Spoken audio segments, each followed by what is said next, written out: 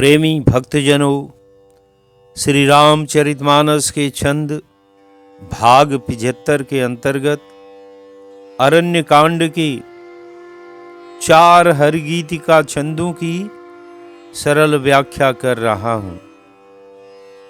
तुलसीदास जी कहते हैं कि जब श्री रामचंद्र जी ने भयंकर क्रोध करके खर दूषण के 14,000 महावीर निशाचरों की सेना पर अपने तीक्ष्ण फुफकारते हुए सर्प जैसे बाणों से वर्षा की, तो उन बाणों को देखकर राक्षस वीर युद्ध के मैदान से पीठ दिखाकर भाग चले। खर दूषण और त्रिशिरा तीनों भाई उन्हें रोकने की कोशिश करते हुए धमका रहे हैं कि अगर भागे तो हम उनका वध कर देंगे। तब मन में मरना ठानकर भागते हुए राक्षस वापस लौट आए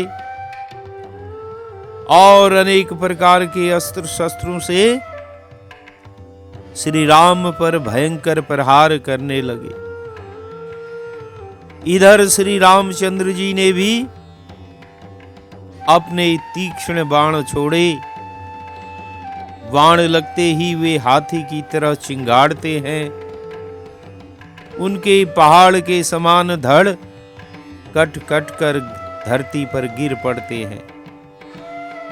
राक्षस योद्धाओं के शरीर कट कर सैकड़ों टुकड़े हो जाते हैं।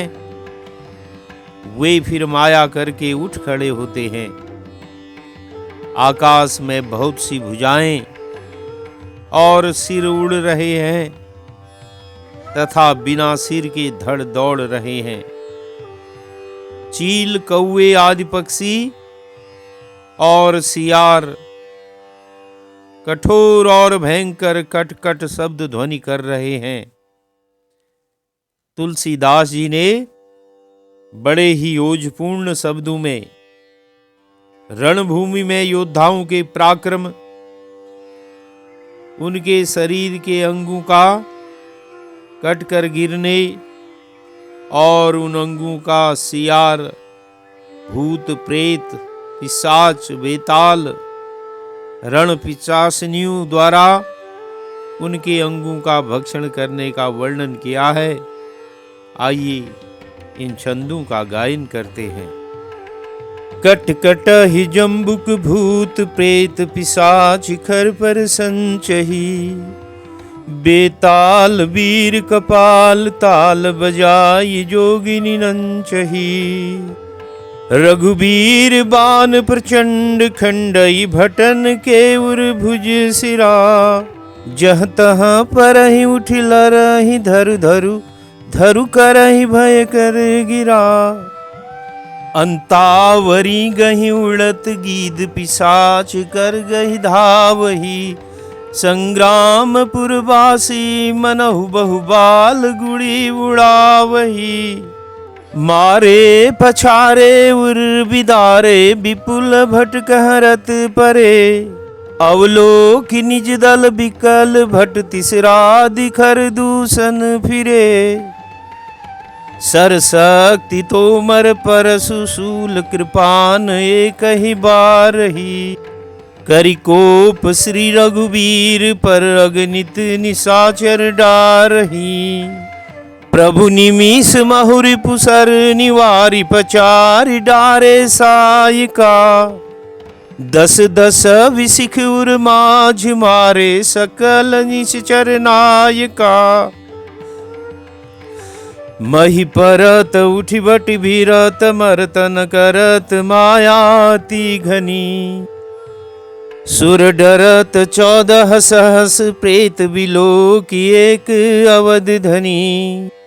सुर मुनि सवय प्रभु देखी माया नाथ अति कौतुक करो, देखहि परस्पर राम करि संग्राम रिपुदल लरि मर्यो। देखहि परस्पर राम करि संग्राम रिपुदल लरि मर्यो। कट कटहि जम्बुक भूत प्रेत पिशाच खर पर संचही। जम्बुक कहते हैं गीदड़ को। तुलसीदास जी कहते हैं कि रणभूमि का दृश्य देखकर गीदड़ यानी सियार कटकटाते हैं, करकट कर रहे हैं। भूत प्रेत पिशाच खप्पर में रक्त मांस जमा कर रहे हैं। क्यों जमा कर रहे हैं? ताकि बाद में भी काम आ सके। अभी तो वे जी भर के खा ही रहे हैं। बेताल वीर कपाल ताल बजाई जोगिनी नंचही। अब बेताल किसे कहते हैं? भूतों की एक प्रकार की योनि है। इस योनि के भूत साधारण भूतों के प्रधान माने जाते हैं, जो प्रायः शमशानों में ही रहते हैं। और जोगिनी क्या है? रण पिशाचिनी को जोगिनी कहते हैं, जिनकी संख्या 64 मानी गई है। तो रणभूमि का दृश्य देखकर बेताल मरे हुए वीरों की खोपड़ियों पर ताल दे रहे हैं और योगिनियां यानी कि रण पिशाचिनियां नाच रही हैं। अब प्रश्न है कि बेताल खोपड़ियों में ताल क्यों बजा रहे हैं? बेताल मरे हुए वीरों की खोपड़ियों में इसलिए ताल बजा रहे हैं कि वे अति प्रसन्न हैं। हजारों सौओं को रणभूमि में देखकर अपना मनपसंद आहार पाकर कौन प्रसन्न नहीं होगा, वह भी इतनी बहुतायत में। इसीलिए वे मरे हुए वीरों की खोपड़ियों में ताल बजा रहे हैं और जोगनियां यानी रण पिशाचिनियां बेतालों की ताल में नाच रही हैं। उस रणभूमि में वीरों के छिन्न भिन्न शवों को देखकर बेताल और रण पिशाचिनियां मानो कोई उत्सव मना रहे हों। रघुवीर बान प्रचंड खंडही भटन के उर भुज सिरा। श्री रघुवीर के प्रचंड बाण राक्षस योद्धाओं के वक्षस्थल यानी उनके कलेजों, भुजाओं और सिरों को काटकर टुकड़े टुकड़े कर डालते हैं, क्योंकि भगवान के कोप से बाण भी प्रचंड कुपित हो चुके हैं और उनका प्रहार अत्यंत भयंकर है। जह तह परही उठ लरही धर धरु, धरु करही भयंकर गिरा। प्रचंड बाणों के प्रहार से उन राक्षसों के धड़ जहां तहां गिरते हैं, फिर उठते हैं, लड़ते हैं और धर पकड़ो धरो ऐसा भयंकर शब्द करते हैं। कहने का भाव यह है कि राक्षसों के हृदय में जो बात पहले से ही गड़ी हुई है, वही मरने पर भी उनके मुख से बराबर निकलती जा रही है, जिससे राम जी डर जाएं और उनके हृदय में भय समा जाए। इसीलिए वे ऐसा भयंकर शब्द कर रहे हैं। अंतावरी गही उड़त गीद पिशाच कर गही धावही। अंतावरी कहते हैं अंतड़ी को, यानी आंतड़ियां, आंतों का समूह। तुलसीदास जी रणभूमि के विभत्स दृश्य को प्रस्तुत करते हुए कह रहे हैं कि गिद्ध अंतड़ियों का एक किनारा पकड़कर उड़ते हैं, यह उनका कौतुक है, और पिशाच उसके नीचे का एक छोर हाथ से पकड़कर दौड़ते हैं।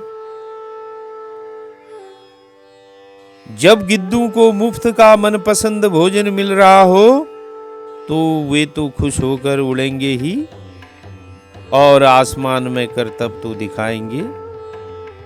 यानी गिद्ध अंतड़ी लिए आकाश में पतंग से जान पड़ते हैं।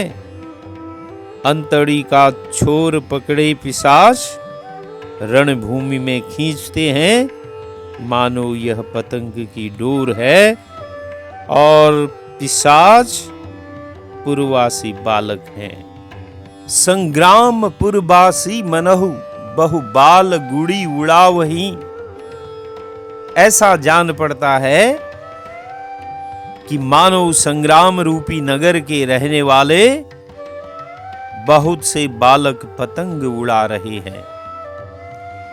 यहां तुलसीदास जी ने विभत्स सूचक दृश्य से भी माधुर्य को निकाला है।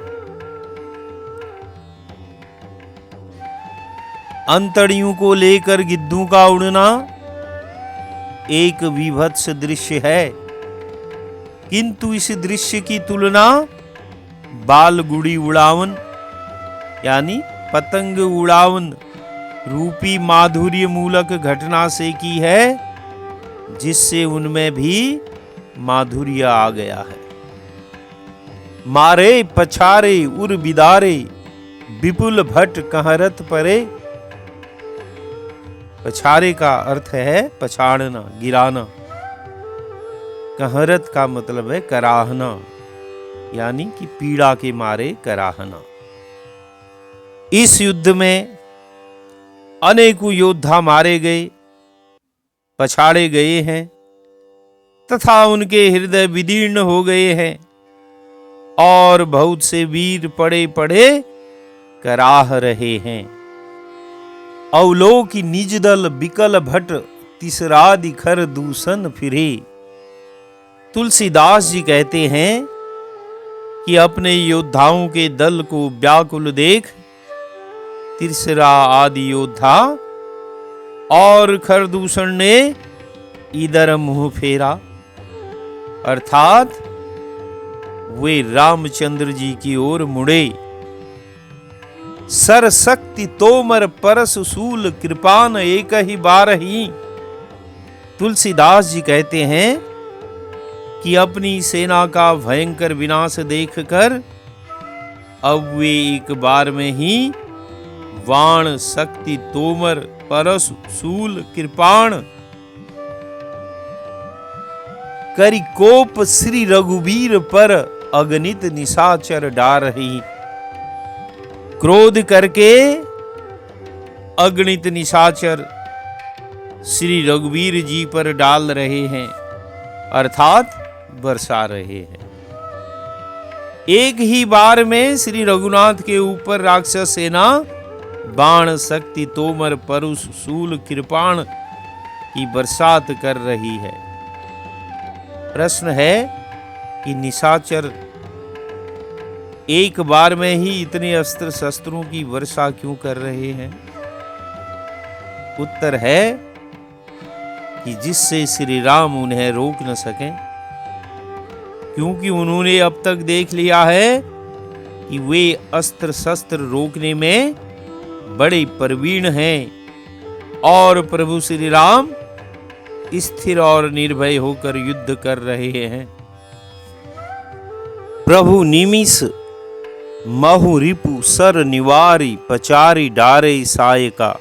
निवारी का अर्थ है रोक कर या काट कर, और प्रभु ने पल भर में ही निशाचरों के बाणों को निवारण कर ललकार करके उनके ऊपर बाण छोड़े। 10-10 विसिख उर माझ मारे सकल निशिचर नायका। विसिख कहते हैं बाणों को, तीरों को, और समस्त निशाचर नायकों के हृदय में उन्होंने 10-10 बाण मारे। इस प्रकार भगवान श्री राम ने अपना बाण विद्या कौशल दिखाया। 10-10 बाण मारने का भाव कि उन्हें 10वीं दशा अर्थात मृत्यु को प्राप्त कर दिया। मही परत उठी भट भीरत मरत न करत माया अति घनी। जब भगवान श्री राम के बाण निशाचर वीरों को लगते हैं तो वे योद्धा पृथ्वी पर गिर पड़ते हैं, फिर उठकर भिड़ते हैं, मरते नहीं। वे अतिशय माया करते हैं, क्योंकि उन्हें शिव जी का वरदान था कि तुम किसी के मारे न मरोगे। इसीलिए वे 14,000 निशाचर सबके सब मर मर कर फिर जी उठते हैं। प्रश्न है कि ये निशाचर फिर कैसे मरेंगे? जब आपस में वे लड़ेंगे तभी ये सारे निशाचर मरेंगे। सुर डरत 14 सहस प्रेत बिलो की एक अवध धनी। तुलसीदास जी कहते हैं कि श्री रामचंद्र जी अकेले ही 14,000 वीर मायावी निशाचरों से लड़ रहे हैं। यह देखकर देवता और मुनि डर रहे हैं, क्योंकि वे मर मर के फिर जी उठते हैं। इसी से उनकी संख्या कम नहीं हो पा रही है, और जितनी बार भी उनको मारो वे फिर वैसे ही खड़े हो जाते हैं। सुर मुनि सभय प्रभु देखी माया, नाथ अति कौतुक कर्यो। इस प्रकार देवता और मुनियों को भयभीत देखकर मायापति प्रभु श्री राम ने अत्यंत खेल किया, यानी कौतुक रचा। मायापति का भाव कि राक्षसों ने बड़ी माया रची है और ये मायापति हैं, फिर भी इन्होंने माया नहीं की। इन्होंने सिर्फ खेल अर्थात कौतुक मात्र किया। प्रश्न है कि क्या यह युद्ध सिर्फ सुरमुनि ही भयभीत होकर देख रहे थे? क्या वहां पर नर मौजूद नहीं थे? वहां पर नर वास्तव में मौजूद नहीं थे, क्योंकि पंचवटी में राक्षसों के भय से साधारण मनुष्य वहां न आते थे न जाते थे। देखहि परस्पर राम करि संग्राम, रिपुदल लरि मर्यो।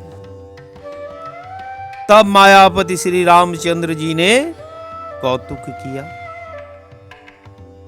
जिससे शत्रुओं की सेना एक दूसरे को राम रूप देखने लगी और आपस में ही युद्ध करके लड़ मरी। कुछ विद्वानों का मत है कि इन सब निशाचरों को भगवान शिव जी का वरदान था कि वे किसी से न मरेंगे, उनकी आपस में ही लड़कर मृत्यु होगी, अन्यथा वे हमेशा जीवित रहेंगे। अतएव श्री रघुनाथ जी ने मोहनास्त्र चलाया, जिसका परिणाम यह हुआ कि सब एक दूसरे को राम ही राम देखते थे, और इस प्रकार वे आपस में ही लड़कर मर गए। तो बोलिए सियावर रामचंद्र की जय।